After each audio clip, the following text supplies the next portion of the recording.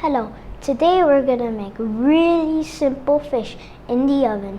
Welcome back to How to Cook Great. 1 kg of sea bass fillet. You can use any fish you want. 1 teaspoon of cayenne pepper and 1 teaspoon of cumin. The juice of 1 lemon and the zest of 1 lemon.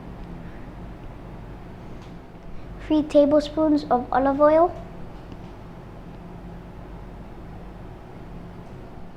Salt and pepper to taste, and 1 tablespoon of garlic. You can mix it, but I'm gonna shake it, baby! Shake it.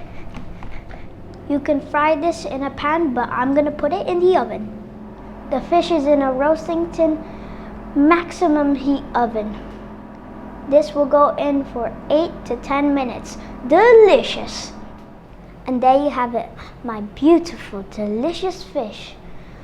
Lots of love! Hello everyone, an update about the cookbooks. Well, the first one is now finally available. It's on Amazon, you can get it in an ebook, $3.99, very, very cheap, 195 pages of wonderful food from the Indian continent. It's flicking by you right now. Do me a favor, do yourself a favor, and please buy that. It helps the channel out a great deal.